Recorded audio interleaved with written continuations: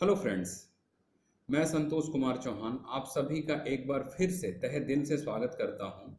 आज हम उस सभ्यता के ऊपर चर्चा करने जा रहे हैं जिस सभ्यता को विश्व की अति प्राचीन सभ्यताओं में से एक होने का गौरव प्राप्त है और साथ ही साथ जिस सभ्यता के लिए अद्वितीय शब्द का प्रयोग किया जाता है। अद्वितीय का अर्थ होता है जिसके जैसा कोई नहीं। तो हम भारतवासी को इस बात का गर्व होना चाहिए कि हम इस देश के निवासी हैं जिस देश की सभ्यता को विश्व की अति प्राचीन सभ्यताओं में से एक होने का गौरव प्राप्त है। आइए शुरू करते हैं हम।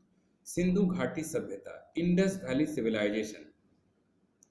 1856 में लाहौर में रेल पटरी बिछाने के क्रम में विलियम बट्टन ने इस सभ्यता के बारे में चर्चा की थी, लेकिन सर्वप्रथम जॉन मार्शल की अध्यक्षता में दयाराम साहनी द्वारा 1921 में हड़प्पा की खुदाई के साथ ही मनुष्य के मानस पटल पर यह अवतरित हुआ।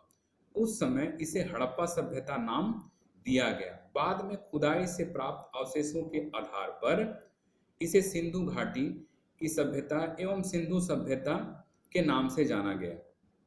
वर्तमान में इस सभ्यता के लगभग 1500 से भी अधिक स्थल का पता लगाया जा चुका है जो वर्तमान अफगानिस्तान, पाकिस्तान एवं भारत में पाए गए हैं। अब हम बात करते हैं हड़प्पा सभ्यता के विस्तार का, यानी सिंधु घाटी सभ्यता के विस्तार का।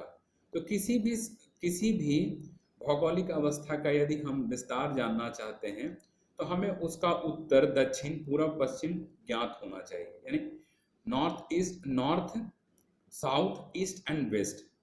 तो उत्तर में क्या था? उत्तर में मांदा जो कि जम्मू कश्मीर में चिनाब नदी के किनारे स्थित था।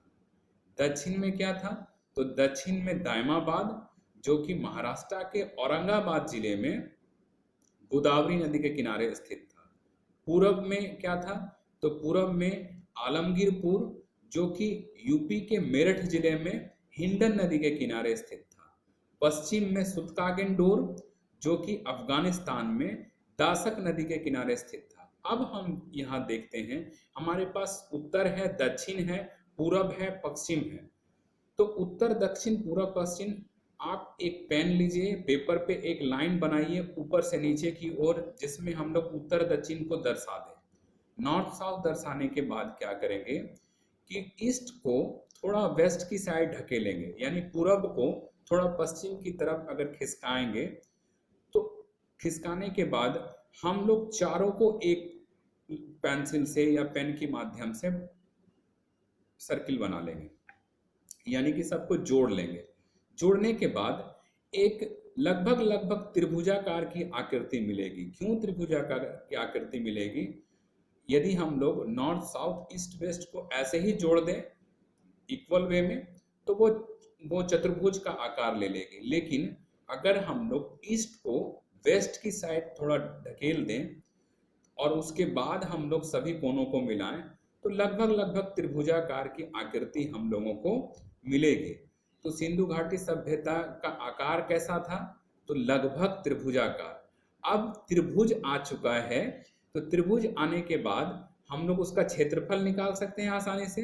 तो त्रिभुज का क्षेत्रफल बराबर, तो यहाँ मैथमेटिक्स तो चलेगा नहीं कि त्रिभुज का क्षेत्रफल बराबर इतना। तो इसका टोटल क्षेत्रफल जो है कितना है भाई? तो उत्तर से दक्षिण 1100 किलोमीटर है और पूरब से पश्चिम 1600 किलोमीटर है। और साथ ही साथ हम लोगों ने थोड़ा सा ढकेल के उसको राउंड अप कर लिया है। अब कितना है? तो 12,99,600 वर्ग किलोमीटर में सिंधु घाटी सभ्यता फैली हुई थी। अब हम बात करेंगे हड़प्पा संस्कृति के मुख्य स्थल के बारे में, यानी सिंधु घाटी सभ्यता के वो कौन कौन से मुख्य स्थल हैं, कहाँ कहाँ स्थित थे, उनके क्या क्या प्रमुख स्रोत हैं, उनके क्या क्या वहाँ स्थल में खुदाई के बाद क्या क्या मिले हैं। तो पहला है हड़प्पा। हड़प्पा की खुदाई 1921 में दयाराम साहनी एवं माधव स्वरूप वत्स द्वारा शुरू की गई, जो पाकिस्तान प्रांत के मांटगोमरी जिले में रावी नदी के तट पर स्थित है। हड़प्पा की खुदाई से गेहूं तथा जौ के दाने के अवशेष मिले हैं। एक धोती पहने हुए मानव की मूर्ति मिली है। 6-6 के क्रम में यानी 6-6 के सीरीज में 2 आवासीय संरचना मिले हैं। और दक्षिण भाग में यानी कि जो पूरा का पूरा हड़प्पा है, हड़प्पा हड़प्पा भी एक शहर रहा होगा, तो हड़प्पा के दक्षिण भाग में एक कब्रिस्तान मिला है जिसे R37 की संज्ञा दी गई है। दूसरा स्थल है मोहनजोदड़ो। मोहनजोदड़ो का शाब्दिक अर्थ है मृतकों का टीला। मोहनजोदड़ो की खुदाई 1922 ईस्वी में राखल दास बनर्जी द्वारा की गई, जो पाकिस्तान के सिंध प्रांत में लरकाना जिले में सिंधु नदी के तट पर स्थित है। मोहनजोदड़ो की खुदाई में विशाल स्नानागार, सभागार, महाविद्यालय एवं अन्नागार के अवशेष मिले हैं। मोहनजोदड़ो का अन्नागार हड़प्पा कालीन सबसे बड़ा आकृति है। यहाँ से पुरोहित की मूर्ति मिली है।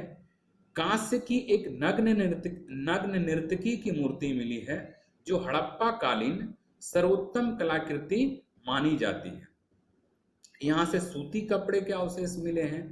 हाथी का कपाल खंड मिला है, सीपों का स्केल मिला है तथा रणघुंडई से घोड़े का दांत मिला है। तीसरा स्थल है कालीबंगा। कालीबंगा का शाब्दिक अर्थ है काले रंग की चूड़ियां। कालीबंगा की खोज बी लाल एवं के थापर द्वारा 1953 में की गई, जो राजस्थान प्रांत के गंगानगर जिले की सरस्वती नदी के तट पर स्थित था। कालीबंगा की खुदाई से 7 हवन कुंड के साक्ष्य मिले हैं। यहाँ कृषि के साक्ष्य मिले हैं। कृषि के साक्ष्य के क्रम में जुते हुए खेत का प्रमाण मिले हैं। ये जुते हुए खेत का प्रमाण इसलिए भी आवश्यक है क्योंकि सिंधु घाटी सभ्यता में जहां भी खेती हुई है वहां कुदाल से कोड़ने के साक्ष्य मिले हैं, ना कि हल से जोतने के। तो कालीबंगा एकमात्र स्थल है जहां हल से जुते हुए खेत के साक्ष्य मिले हैं। चौथा स्थल है चान्हुदड़ो। तो चान्हुदड़ो की खोज मजुमदार द्वारा 1929 में की गई, जो मोहनजोदड़ो से 130 किलोमीटर दक्षिण में सिंधु नदी के पूर्वी तट पर स्थित है। इस स्थल की खुदाई से मनके बनाने का कारखाना मिला है। मनके बनाने का कारखाना का मतलब बर्तन बनाने का कारखाना। नेक्स्ट है लोथल। लोथल की खोज 1957 ईस्वी में SR राव द्वारा की गई। यह भोगवा नदी के किनारे स्थित है। संभवतः लोथल एक बंदरगाह था। इसे बंदरगाह नगर भी कहा जाता है। यहाँ की खुदाई से पक्की ईंटों का तालाब जैसा एक घेरा मिला है, जिसे गोदीबाड़ा कहा जाता है। लोथल से हमें चावल के साक्ष्य मिले हैं, माप तौल के उपकरण मिले हैं, मेसोपोटामिया की मोहर मिली है और घोड़े की लघु मृण मूर्ति मिली है। नेक्स्ट है बनवाली। यहाँ से हड़प्पा, हड़प्पा पूर्व एवं हड़प्पोत्तर तीनों चरण के साक्ष्य मिले हैं। इसका अर्थ है हड़प्पा सभ्यता का जो काल होगा उससे पहले के भी कुछ मिले हैं। हड़प्पा सभ्यता के भी अवशेष मिले हैं और हड़प्पा सभ्यता के पतन के बाद के भी कुछ अवशेष यहाँ से मिले हैं। इसकी खोज रविंद्र सिंह बिष्ट के द्वारा 1973 ईस्वी में की गई है। यह हरियाणा राज्य के हिसार जिले में रंगोई नदी के किनारे स्थित है। इस स्थल की खुदाई से हल रूपी खिलौना के अवशेष मिले हैं। नेक्स्ट है रोपड़। इसकी खोज यज्ञदत्त शर्मा ने 1953-54 में की, जो पंजाब में सतलज नदी के किनारे स्थित है। नेक्स्ट है आलमगीरपुर। इसकी खोज 1958 ईस्वी में यज्ञदत्त शर्मा ने की। यह उत्तर प्रदेश में मेरठ जिले में स्थित है तथा यह हिंडन नदी के किनारे बसा हुआ है। नेक्स्ट है सुरकोतड़ा। गुजरात के कच्छ में स्थित इस स्थल की खोज JV जोशी के नेतृत्व में की गई। इस स्थल की खुदाई से घोड़े की हड्डियों के साक्ष्य मिले हैं। नेक्स्ट है सुतकागेनडोर। इसकी खोज 1927 ईस्वी में ऑरल स्टाइन द्वारा की गई, जो बलूचिस्तान में दासक नदी के किनारे स्थित है। यह प्रमुख बंदरगाह था। नेक्स्ट है धौलावीरा, सिंधु सभ्यता का नवीनतम खोज। इसकी खोज 1990-91 में रविंद्र सिंह बिष्ट द्वारा की गई, जो गुजरात के कच्छ में स्थित है। अन्य शहरों की तरह दो नहीं बल्कि 3 भागों में बटा हुआ था, जबकि सिंधु सभ्यता के लगभग सारे नगर 2 भागों में बटे हुए थे, एक ऊपरी नगर, एक निचला नगर। लेकिन धौलावीरा एक ऐसा स्थल है जो 2 नहीं बल्कि 3 भागों में बटा हुआ था। अब हम बात करते हैं सिंधु कालीन लिपि की। तो सैंधव लिपि भाव चित्रात्मक है। सैंधव लिपि भाव चित्रात्मक है। सामान्यतः इसमें 200 से 400 चित्र पाए गए हैं, जिनमें से 64 ही मूल हैं। अब यहाँ एक बात बहुत इंपॉर्टेंट है कि ये भाव चित्रात्मक लिपि या 400 चित्र या 64, ये आज तक विद्वानों द्वारा पढ़े नहीं जा सके हैं। इसलिए भी सिंधु घाटी सभ्यता को आद्य ऐतिहासिक सभ्यता कहा जाता है। बात करते हैं हम सिंधु घाटी सभ्यता के सील एवं मोहरों के ऊपर। ठीक है, तो खुदाई से लगभग 2000 से अधिक मोहरें पाई गई हैं, जिनका आकार वर्गाकार भी है और आयताकार भी है।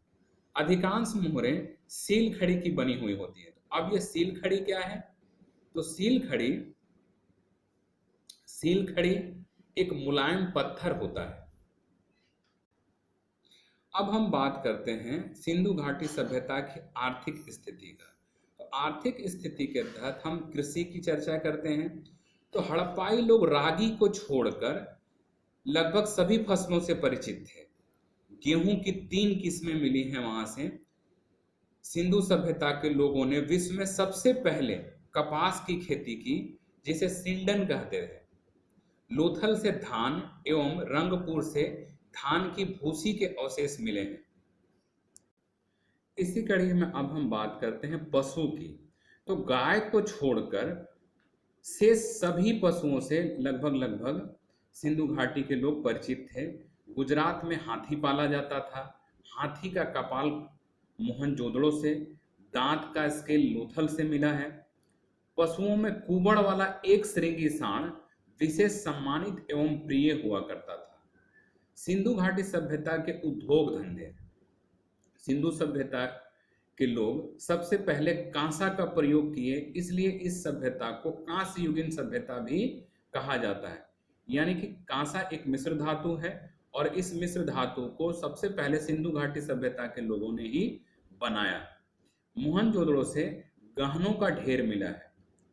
तो लोथल एवं चान्होदड़ो से मनका यानी बर्तन बनाने का कारखाना मिला है। सिंधु कालीन व्यापार। मेसोपोटामिया के एक लेख में कहा गया है कि उनके लोगों का मेलुहा के साथ व्यापारिक संबंध था। मेलुहा का तात्पर्य सिंधु लोगों से ही है।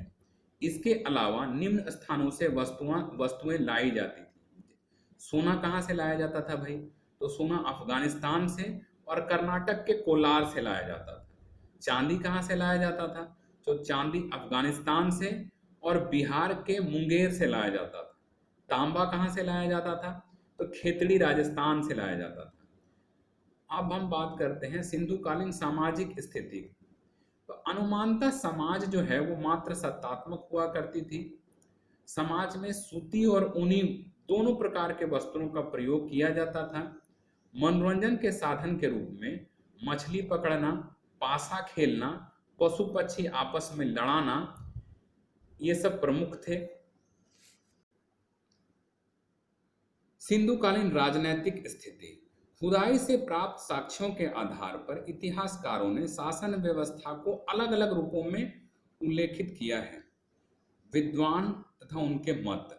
मार्टिमर व्हीलर कहते हैं कि मध्यम वर्गीय जनतांत्रिक शासन व्यवस्था थी। मैके का मानना है कि मोहनजोदड़ो का शासन एक प्रतिनिधि शासन के हाथों में था। स्टुअर्ट पिगट कहते हैं कि पुरोहित वर्ग का शासन था। हंटर कहते हैं कि जनतांत्रिक शासन व्यवस्था थी, लेकिन निष्कर्ष के रूप में पुरोहित वर्ग का शासन ही ज्यादा तर्कसंगत लगता है। अब हम बात करते हैं काल निर्धारण का, एज डिसाइड करने का, कि सिंधु घाटी सभ्यता की का काल क्या था।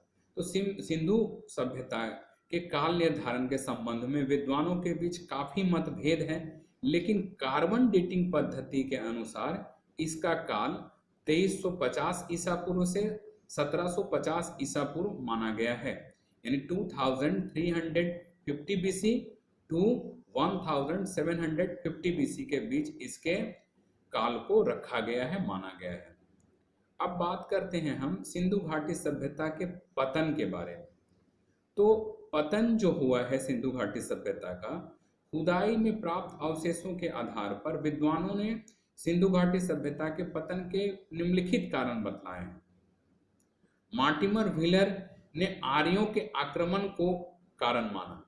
उनका कहना है कि आर्यों के आक्रमण के बाद ही सिंधु सभ्यता का पतन हो गया। वहीं S.R. राव ने भयंकर बाढ़ को पतन का कारण माना है। तो अमलानंद घोष ने वर्धिक सुसुप्ता को पतन का कारण माना है। रूसी विद्वान मानते हैं कि ये किसी प्राकृतिक आपदा के कारण इसका पतन हुआ। आधुनिक विद्वानों के अनुसार सिंधु घाटी सभ्यता का पतन संसाधनों के अत्यधिक दुरुपयोग के कारण हुआ, किंतु निष्कर्ष के रूप में सिंधु सभ्यता के पतन को हम जलवायु परिवर्तन के रूप में मान सकते हैं कि जलवायु परिवर्तन के कारण सिंधु सभ्यता का पतन हो गया। अब हम बात करते हैं सिंधु घाटी सभ्यता के कुछ महत्वपूर्ण तथ्यों के बारे में, जो तथ्य बहुत ही इंपॉर्टेंट हैं, बहुत ही जरूरी हैं। जैसे सैंधव सभ्यता एक नगरीय सभ्यता थी। इसके बाद आने वाली जो संस्कृति है, वैदिक संस्कृति, वो ग्रामीण सभ्यता है, लेकिन सिंधु घाटी सभ्यता एक नगरीय सभ्यता है। सिंधु घाटी सभ्यता के 6 बड़े नगर कौन कौन से हैं? तो 6 बड़े नगर हैं हड़प्पा, मोहनजोदड़ो, गनवारीवाला, धौलावीरा, राखीगढ़ी और कालीबंगा। स्वतंत्रता प्राप्ति के बाद सर्वाधिक स्थल गुजरात में खोजे गए हैं। हड़प्पा के मोहरों पर सर्वाधिक एक श्रृंगी साण का ही अंकन है। नगर तथा घरों के निर्माण के लिए ग्रीड पद्धति अपनाई जाती थी। सिंधुवासी मिठास के लिए शहद का प्रयोग किया करते थे। माप तौल की इकाई संभवतः 16 के अनुपात में थी, इसलिए भी शायद 16 आने का 1 रुपया हुआ करता था। जैसे जो कि 4 आना अब तो खत्म हो गया, 4 आना, 8 आना, 16 आना, आज भी 16 आना का 1 रुपया होता है। पिगट ने हड़प्पा एवं मोहनजोदड़ो को जुड़वा राजधानी कहा है। धरती को उर्वरता की देवी मानकर उसकी पूजा किया करते थे। स्वास्तिक चिन्ह संभवतः हड़प्पा सभ्यता की ही देन है, जो हम हिंदू धर्म में प्रयोग किया करते हैं। सिंधु घाटी में किसी भी मंदिर के अवशेष नहीं है। इसलिए भी नहीं है क्योंकि हम अगर सिंधु घाटी सभ्यता के धार्मिक पक्ष को देखें तो सिंधु घाटी के लोग किसी भी मूर्ति की पूजा नहीं करते थे। वो लोग लिंग की पूजा करते थे, प्रकृति की पूजा करते थे और सूर्य की उपासना करते थे और कुछ प्रतीक चिन्हों की पूजा करते थे, जिसमें स्वास्तिक इंपॉर्टेंट है। तुलसी, पीपल, नीम, बबूर, ये सबों की पूजा की जाती थी। सूर्य की पूजा की जाती थी, लिंग की पूजा की जाती थी, लेकिन किसी भी मंदिर के अवशेष नहीं मिले हैं। मातृ देवी की उपासना सर्वाधिक प्रचलित थी। शवों को जलाने एवं गाड़ने दोनों ही प्रथाओं का उल्लेख है, दोनों ही प्रथाएं प्रचलित थी। अधिकतर शवों को उत्तर दक्षिण लिटाया जाता था, लेकिन कभी कभी शवों को दक्षिण उत्तर भी लिटाया गया है। प्रदा प्रथा एवं वैश्यावृत्ति सैंधव सभ्यता में प्रचलित थी। गहरे लाल मिट्टी के बर्तनों का प्रयोग सिंधुवासी किया करते थे। धन्यवाद।